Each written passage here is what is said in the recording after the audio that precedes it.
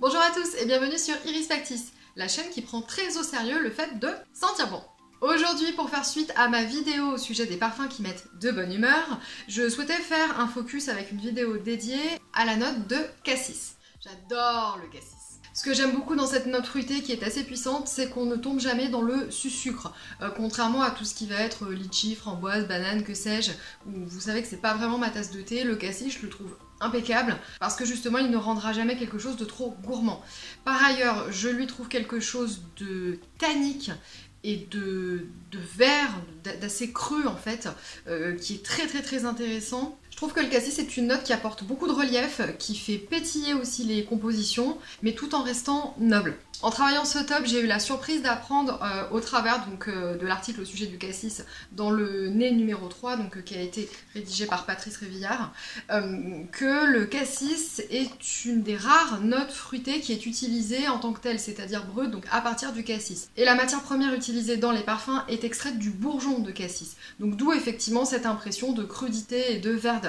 Je me suis aperçue avec le temps que le cassis revenait pas mal dans des compositions que j'aimais, dont le point commun était cette note en particulier. Et je peux dire que ce sont vraiment le cassis et la pêche qui sont les deux notes fruitées que je préfère en parfumerie. Voici sans attendre le top que je vous ai concocté. Je vais commencer par les plus célèbres et puis on terminera par mes favoris.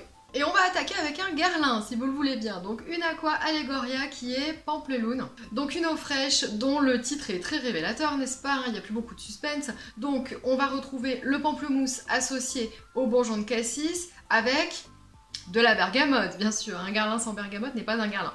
Et surtout une Aqua Allegoria. Pampleloun, j'aurais très bien pu le mettre dans mon top bonne humeur. Moi, je vous ai présenté ceux que je préférais. Mais oui, il va tout de suite vous donner le sourire, il pétille énormément. Et l'avantage avec ces petites eaux fraîches, c'est qu'on peut s'en repulvériser à volonté pendant la journée. Vivement les beaux jours! Deuxième référence très célèbre de ce top, ce sera le Si d'Armani. Veuillez accueillir le Si d'Armani, oui c'est bien lui. Pardon.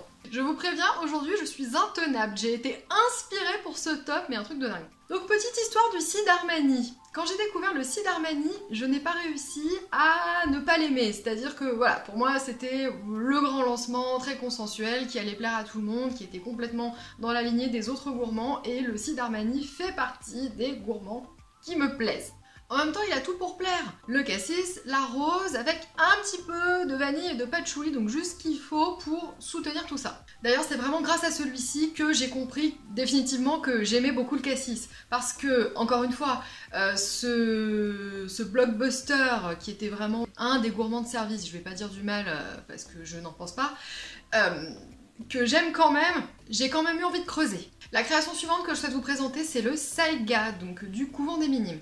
Alors, retour sur les faits concernant le lifting complet de l'identité olfactive et même de l'identité complète de la maison Le Couvent des Minimes. C'est une maison qui avait investi un petit peu tous les circuits, hein. Il y avait de la parapharmacie, il y avait de la parfumerie, et qui avait une image assez sage et familiale qui portait très bien son nom, hein. Bon, j'imagine que ça allait avec.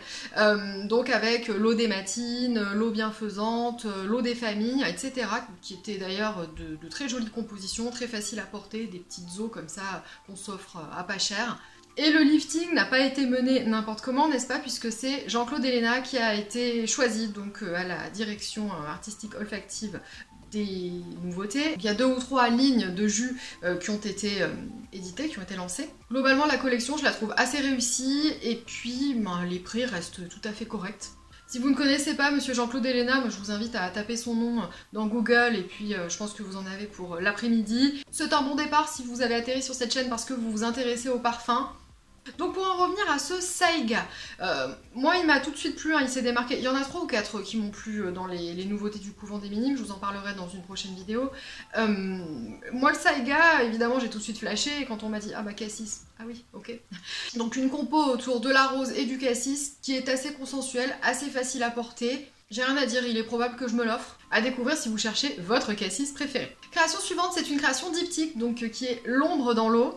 Donc on est encore sur une composition rose cassis, mais là, Comme souvent chez Diptyque, il y a vraiment la note verte et la note sombre qui sont beaucoup plus travaillées. Il y a un côté sous-bois qui est beaucoup plus marqué, notamment, donc qui va revenir dans d'autres compositions dont je parlerai plus tard. C'est une de mes créations Diptyque préférées et c'est la version eau de toilette que je préfère parce que justement je la trouve moins boisée, elle laisse plus la place aux accords verts que j'aime tant. Si vous aimez l'ombre dans l'eau et que vous souhaitez vous offrir un petit plaisir parfumé du quotidien, sachez qu'il existe en pain de savon. Voilà, je place ça au passage. Création suivante, alors un autre blockbuster qui je pense n'a échappé à personne, c'est Amor Amor, donc de chez Cacharel.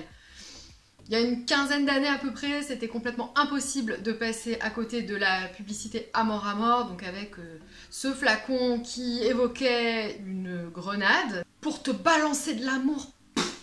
Donc là on est sur un gourmand hein, avec une bonne base rose vanille et toujours ce cassis. Donc si vous cherchez un cassis gourmand, beaucoup plus que le si, ce sera Amor Amor pour vous, c'est clair.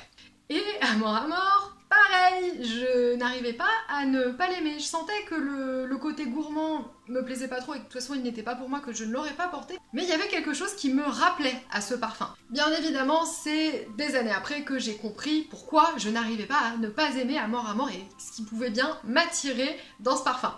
Et le responsable est parmi nous. Oui, je vous assure, il est peut-être même là, juste derrière moi. Monsieur Ropion, avez-vous des choses à déclarer à ce sujet?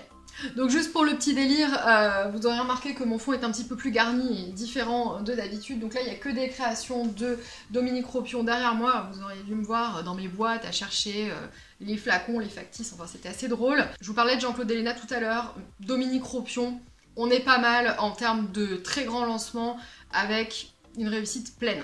À part Alien, donc, dont j'ai le mini flacon tout simplement parce que je le trouve joli, je suis pas ultra fan de la composition, mais là, toutes ces compositions de chez Dominique Ropion me plaisent et cette liste n'est pas exhaustive. La composition suivante dont je souhaite vous parler, c'est Féerie de chez Van Cleef & Arpels, donc qui est une création autour du cassis et de la violette. Alors celui-ci il est plutôt côté sucré de la violette. Je l'ai porté, je l'ai eu quand j'étais plus jeune, je l'ai adoré et je trouve qu'il porte super bien son nom. C'est vrai qu'on rejoint un petit peu l'univers Lolita Lempicka, les sous-bois, les fées, la magie et le flacon juste, est-ce qu'on en parle?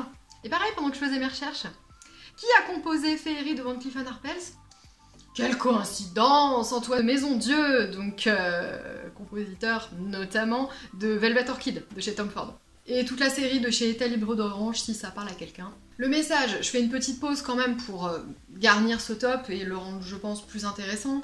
C'est évidemment, il y a des notes qui vont vous plaire, que vous allez retrouver dans plein de parfums et qui vont vraiment être leur point commun. Il y a aussi des parfumeurs, donc des maîtres-nés, qui vont avoir une patte, un style qui va vous plaire. Et c'est ça qui est fascinant dans cette passion du parfum. Et c'est pour ça que je vous encourage vraiment à diversifier vos sources et à lire. Je vous montrais le magazine Nez tout à l'heure. On trouve des similitudes dans ses propres goûts et dans sa propre histoire, mais c'est fascinant. En musique, en cuisine, en art graphique, on a l'habitude. Mais le parfum est un art qui est un petit peu plus difficilement accessible, du moins quand on souhaite s'y intéresser de plus près.